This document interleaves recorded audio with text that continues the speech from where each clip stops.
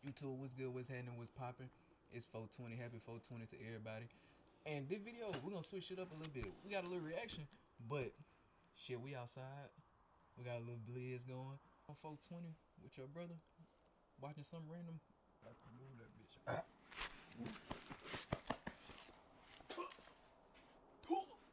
Pull. Man, y'all had yay. That man talking about some her tour. Talking about her tour girl, nigga. That's how you spin it ass. And when niggas be like they canoed that motherfucker, what that mean? Nigga, you don't see that bitch canoe? Like one side up. Oh, that what that mean? Mm-hmm. Shit. As long as that motherfucker smoke, I don't give up. Damn. 32 minutes, yeah. We might have to come back from part 1, 2, 3, 4, 5, 6. Famous people in the world also seem to be some of the worst. Not just a typical, oh, I'm on TV, so I'm gonna be an asshole type of energy, but also people who are outright predators. I think it's easier for us to believe that talent and notoriety are enough to define a person's character, that their greatness determines morality, and that their brilliance in one area is enough to overshadow all the flaws surrounding their persona. But if you look at the evidence, it'll suggest the opposite. Not always, but often enough for us to ask ourselves, what causes famous people to engage in exploitation? And is there a pattern that can help us better understand the connection between fame and predatory behavior? Stand clear of the closing doors, please. I want to make something clear that should be obvious, but in case it isn't already, not all celebrities have sociopathic tendencies. And yes, the media does sensationalize negative stories about celebrities, often in a bad faith attempt to spark the next wave of moral panic. I don't fuck with this nigga. He got the peak in his head. I don't fuck with this nigga, bro. Oh, I feel like he's trying too hard. Has rap music caused more harm to the black community than racism? Does playing Grand Theft Auto make people more violent? That kind of bullshit. It's easier for them to oversimplify complex situations and spin them into something that'll generate more attention and subsequently more money, especially when it comes to superstars and other high-profile figures, which in turn clouds our judgment. And while there are plenty of celebrities that we can point to as, unproblematic, at least with the information available to us at this moment, we have seen enough stories on the other side where we witness act make sense to how to see the world. And that little kid that I was, What you talking about? Talk to me while I'm here. Cause I ain't got long to be here.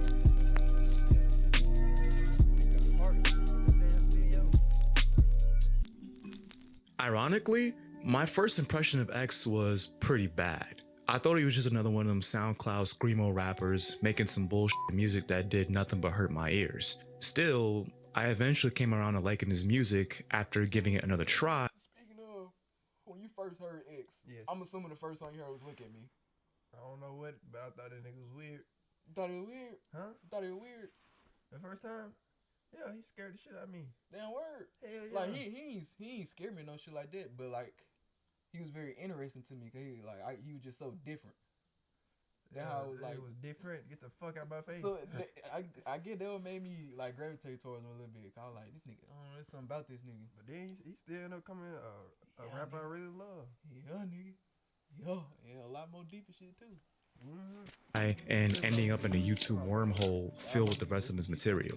I changed my mind about him as soon as I heard You're Thinking Too Much, Stop It, which is a crazy title now in hindsight, and officially joined the bandwagon by the time I heard Vice City. And it was from that point on that I truly believed that he'd be the next superstar of this generation. He had the musical versatility, a unique look, a cult-like following, and above all else, the it factor. But if you were an X fan at this time, then you also knew about his relationship with his girlfriend Geneva and the graphic accusations of domestic violence against him, along with his alleged confessions to numerous other crimes that paint the picture of an artist who was as talented as he was sadistic. I put my source of happiness in another person, which was a mistake initially, right? But she fell through on every occasion until now. Until I started her up, bro. I started her up because she made one mistake, and from there, the whole cycle went down. Now she's scared. That girl is scared for her life, which I understand. I'm on new times for stabbing. How many people they put on the news? They said 3. It was 8.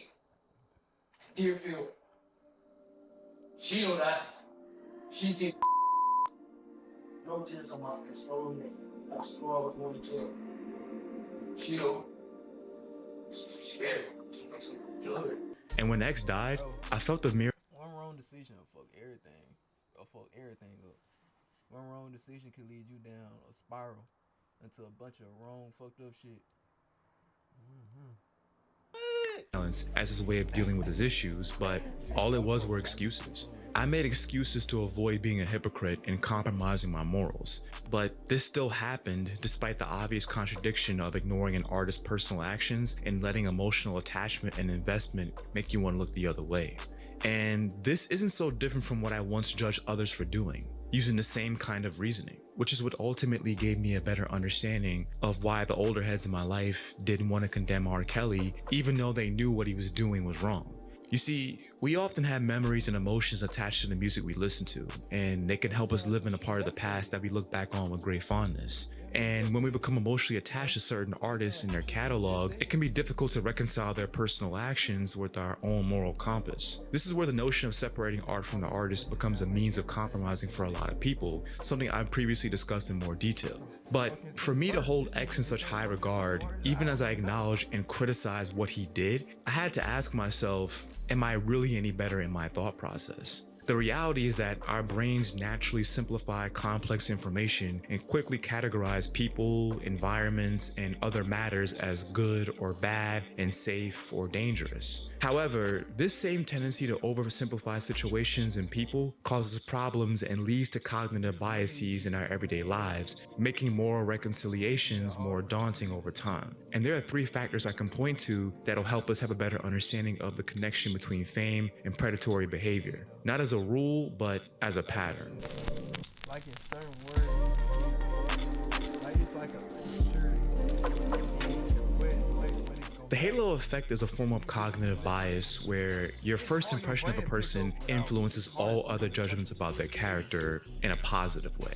It's basically what's beautiful is also good. And it's one of the most powerful cognitive biases because it allows surface level impressions to dictate how we treat others. And the tricky part about the halo effect is that you rarely feel the effect as it's happening. You see, it usually begins with noticing and appreciating what catches our eye, whether it's a person's looks, their talent, or their skill in something that interests us. And from that point on, once the positive impression has set in, we allow those first impressions to influence how we perceive the rest of their personality. But the real danger of the halo effect becomes clear when it involves parasocial dynamics, because this effect prevents criticism or nuance from existing, only absolute. Like the weirdness, I feel nah, like he know definitely know that. If any self-aware person know that, yeah, hell yeah. that ain't a good fucking feeling, bro. What? Like, that's not a good. Like remembering doing that, or just even doing it now, like in certain situations. Yeah, you know, like, because your brain, you know what you're doing, man. And it's just like a Yeah. It's like it's just like that's not me, bro. Yes, that's why when people say you need to try to act, bro, I can't do that shit because if I start doing that shit, it be fucking with my damn mind. And I don't like that shit. Judgments, whether they're negative or positive. And in the case of superfans, aka stans, the extent of their defensive actions can be pretty extreme and dangerous. See the Swifties, the Barbs, and honestly anyone who listens to insert K-pop band as prominent examples of the most active stan bases we have today. When you try to present a fan base with an opinion or a fact that goes against the positive image they've created in their minds about their favorite celebrity, it'll put those fans on the defensive, making them feel like they need to take certain measures to protect the image you've attempted to alter, whether it's making excuses, ignoring negativity, or just straight up attacking you. But something often overlooked is that it's not just the fans who invest in these celebrities. Institutions that benefit from their fame also invest in them financially, which makes them very valuable and by extension, more protected. In a more complicated situation, we have the Kobe Bryant dilemma. Kobe Bryant is the most important cultural figure in basketball since Michael Jordan. Don't let Bleacher Report fool you. He is 110,000% and top 10 all-time great. Somewhere around the 5 to 7 range I think is appropriate, but anything higher, and I think you'd be letting nostalgia just cloud your eyes just a little bit. Nonetheless, his influence is so strong that even today, when I see kids shooting trash into the garbage can, they still say Kobe, even if it has a fucked up origin. We'll get to that in a little bit. Kobe! The most impactful part about Kobe's legacy has to be the Mamba mentality. For some quick background, the Mamba mentality comes from Kobe's alter ego, the Black Mamba. You see, the real Black Mamba is one of the most dangerous snakes in the world, making it the perfect animal to symbolize Kobe's hyper-competitive, win by any means necessary attitude. Cunning, meticulous, and always ready to strike at the perfect moment. For anyone who's ever watched Kobe give your favorite player hell on offense and then turn around and give them hell on defense, all while taking every clutch shot without fear, there really is no better comparison. However, the Mamba mentality of its own, becoming an important part of the basketball mythos, and has even transcended sports as millions worldwide now see it as a symbol of working hard toward their goals and adopting superhuman levels of discipline in any pursuit that they embark on. But what most people forget is that the Black Mamba persona was created after Kobe's 2003 Colorado rape case. Now, some might point to other interviews where he says it comes from the movie Kill Bill, but let's be honest here. That's the fucking PR answer. Like just look at the difference in emotion when he explains the origins of the Mamba persona, and you tell me which one of these two interviews you believe to be the real explanation. The Black Mamba. Okay. Yeah. Where'd that come from? Well, honestly, I stole it from Quentin Tarantino, to be honest with you. Oh, right on. In the movie Kill Bill. Yeah. But it was like, you know, if you look up the Black Mamba, the snake, it's extremely deadly. Get extremely, it, you know what I'm saying? So like, for me, when I play basketball, that's the space I go into. It's like don't you're mess with Sasha me, Fierce. don't talk to me, exactly. Yeah. In 2003, I went from a person that was at the top of his game, had everything coming, to a year later having absolutely no idea where life is going, or if you're going to be able to even be a part of life as we all know it. I hear everything that the crowd is saying, and I hear it. So it's like this place where it was my refuge is now being bombarded with all kinds of things that they would say. And I had to separate myself. Because going through that time, I felt like there's so many things coming at once. It was just becoming very, very confusing. I had to organize things. So I created the Black Mamba. So Kobe has to deal with these issues, all the personal challenges. The Black Mamba steps on court and does what he does.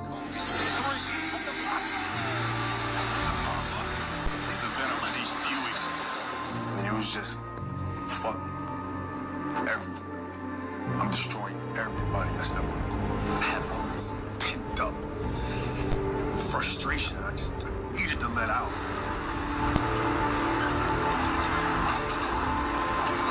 It was an avalanche, man. And, you know, there was nothing that was going to get in the way. There was nothing that was going to stop me.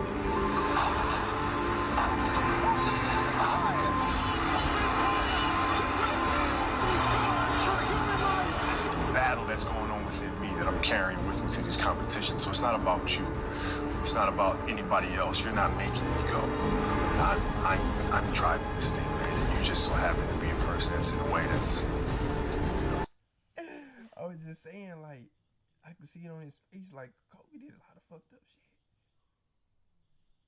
You feel that shit too. Yeah, like, not even from the shit, like, cause they making good at, I don't know, bro, but it's just the ringing from his face and shit, like just really looking, it's like, You can see all the regret. nah, all the shit you gotta hide. Niggas like that, same.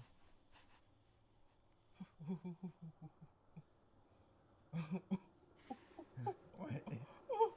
Oh, that nigga was crazy as fuck. Think Michael Jordan like that too, bro? Probably. Bro, these niggas crazy. These niggas real like crazy. I just... all that shit is pent up just goes out to what they. Yeah, nigga. Yeah. Ooh, that's a lot too. How the fuck they got these niggas death predicted from the damn Simpsons show? They predicted this shit before it happened. I swear to God, it's a real episode. Then before he died, and how he died like that. Oh, this shit is crazy as fuck. Now that you say that, Bruh, come on now, Kobe, that nigga. Bruh, I just saw it in his damn face. I ain't never. Bruh, oh shit. like it could be so much shit we just don't know about. It could be on some O.J. Simpson shit. Crazy shit. I said some shit about O.J. Simpson earlier.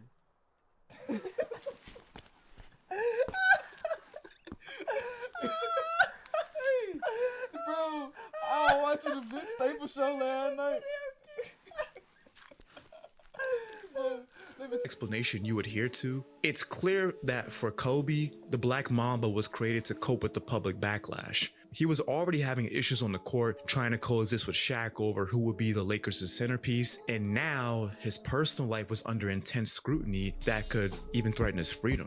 But when Nike saw the Black Mamba, they capitalized on this self-adopted alter ego as a great marketing tactic to clean up his public image. They used their large platform to convey the idea that Kobe the person isn't the same as Kobe the player. You see, Nike shifted the focus away from Kobe's off-court issues and instead promoted his on-court image, emphasizing his status as the best in the world, backing it by giving him their best signature shoe line since Jordan, and airing commercial campaigns featuring Kanye West and Bruce Willis, further associating him and his brand with innovation and brilliance. And as the Black Mamba persona helped him play at a high level and win championships again, this time as a Lakers' main star, along with having his persona become a major source of inspiration for people who wanted to overcome their own obstacles, suddenly the stench of words like infidelity and rape were removed from his jacket.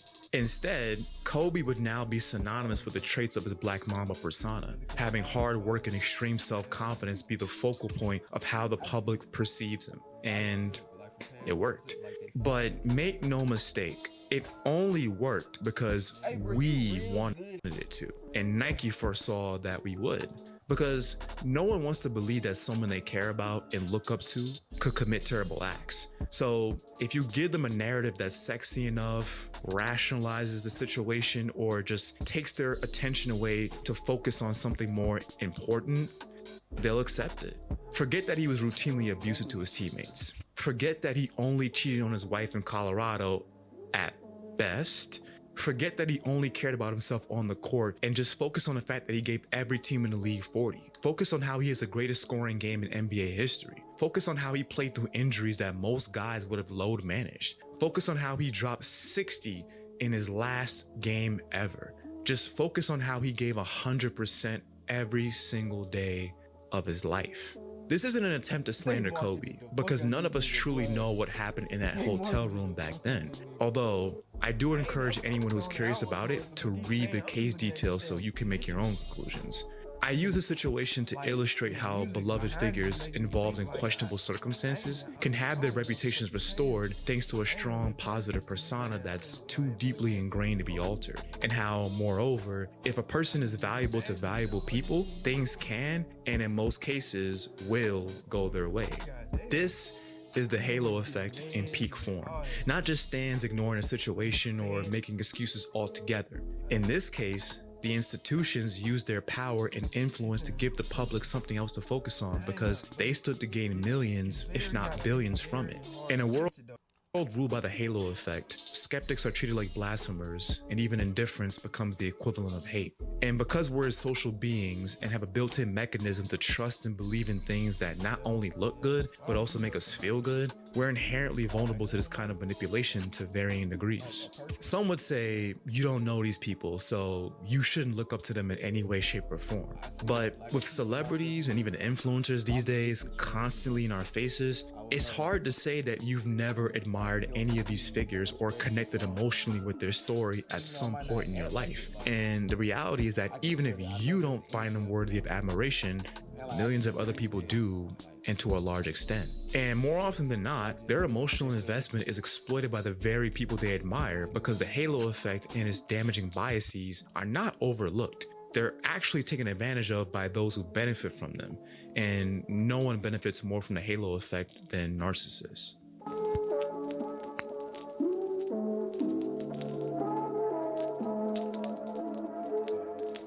Narcissism is one of the most overused psychological terms within the current zeitgeist, becoming the de facto word to describe self-centered behavior, which... Bro, like, you really saying everything these niggas saying in way short of amount of time, bro.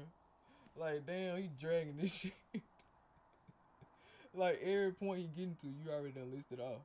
isn't entirely wrong. It's just an oversimplification of what narcissism fully entails. You see, self-centered behavior is usually temporary and situation dependent. Narcissism, on the other hand, involves a persistent pattern of grandiosity, a lack of empathy, and a constant need for external admiration and validation. Moreover, narcissism doesn't mean self-love. It's actually more in line with being in love with an idealized, larger-than-life image of yourself to avoid deeper feelings of insecurity.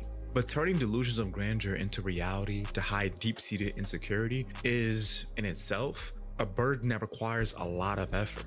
But that's the life of a narcissist. They're always seeking ways to justify how special they are to the world so that you don't get too close to them and see how empty they are on the inside, and how their real fear is that they're nothing at all. This is where the narcissist's toxic attitudes and behaviors will reveal their true level of danger.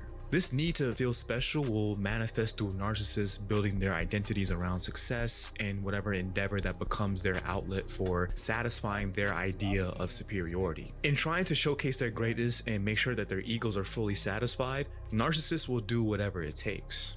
They'll lie, they'll bully, smile, play the victim, hurt people, whatever it takes. And unfortunately, there are too many environments in this world in which a narcissist's strengths can make them shine. And that's because our society rewards extroversion and thrives on confidence and self-promotion. Traits that narcissists have in spades. That's a fucking hard word to say. I'm gonna have to say that shit for the rest of this section. Fuck me. The entertainment industry is a place that acts as a magnet for narcissists, drawing many of them in like a siren song because of the chance to attract millions of admirers worldwide and earn immense wealth, all while feeding their god complex continuously. According to a study conducted by USC researchers, they discovered that celebrities on average had significantly higher scores of narcissism than the general population. This was the result of administering the MPI test, a standardized test that measures narcissistic personality traits. Funnily enough, the celebrities with the highest scores were reality TV stars, compared to actors, artists, and comedians, which I guess should be no surprise to anyone who watched Love Island Season 7. No, you're a fucking bitch! This attached way of navigating life, combined with the need for attention and power evident in those who exhibit these behaviors, helps us understand the connection between fame and predation. Because people often believe that it's the fame and acclaim that turns people into the monsters that we recognize, rather than realizing that these individuals already had these dark traits, and that the money, power, and fame actually fueled their existing narcissism. But what does narcissism look like at its most successful? Let's look at Kanye West and Diddy. The two might not seem to have much in common on the surface, but if you look closer, they're pretty similar at their core. Two black men who grew up in environments where they were overlooked by their peers, struggle with expressing masculinity and exploring sexuality in a healthy way, yet were... You don't want this shit that bad, bro. Come on, bro. It's too much competing. Y'all got it. Y'all got it. I can see that. Like, I can see that shit now. Like, from being a little kid and seeing shit. Like, bro, you do not care about this shit that bad. Like, basketball, niggas used to slap the floor and shit, bro. You do all this. I'm like, bro, you do not care that fucking bad, bro. People got passion is different though, cause some people got passion to slap that hoe. That sound like a slippery slope to me. Nah, you got it. You can't mix love and passion. That's the difference. People try to mix them bitches together. No, nigga.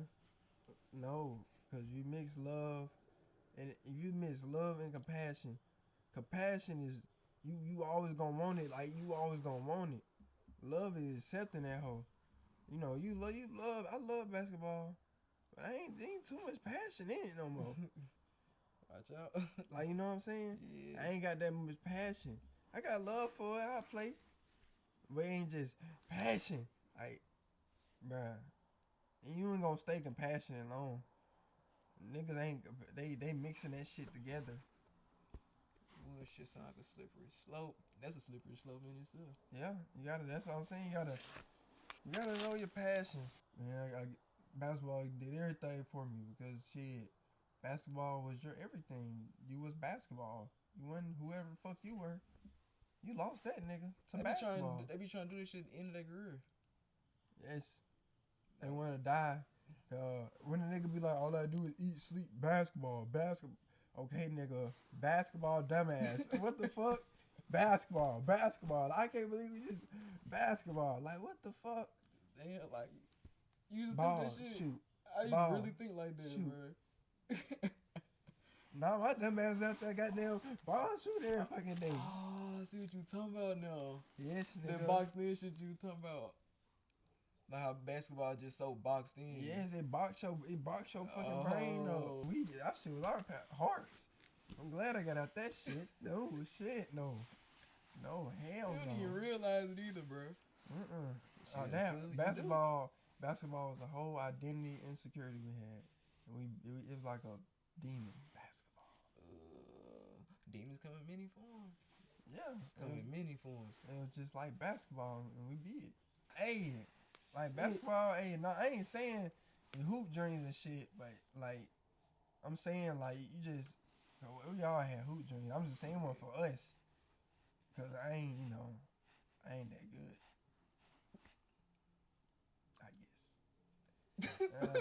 guess. I ain't just my passion wasn't big enough. That's what it really was. I just didn't have enough passion for But it. for niggas who really just, y'all got it, bro. I ain't gonna lie. If I put all my passion into it, it'd be different. That's what beats a nigga. Whoever got more compassion for that hoe. I ain't had that much compassion. My shit lasted college though, so I had a little bit. Bro, I was looking around. I mean, we had a lot though. Hell yeah. I started looking around like, man, these niggas, this nigga 28. The fuck you mean? The fuck you mean, this nigga 28? I'm like, nigga, that could be me. So I was like, nigga, that could be me. Like, this nigga is 28 years old and fucking playing in JUCO, bro. Playing in JUCO. Like, nigga, you do not want this shit that bad. My bad, I was a 28-year-old JUCO player, but man, bro, it's about time to call this shit quits, my nigga. Hey, you like, said bro, it, man.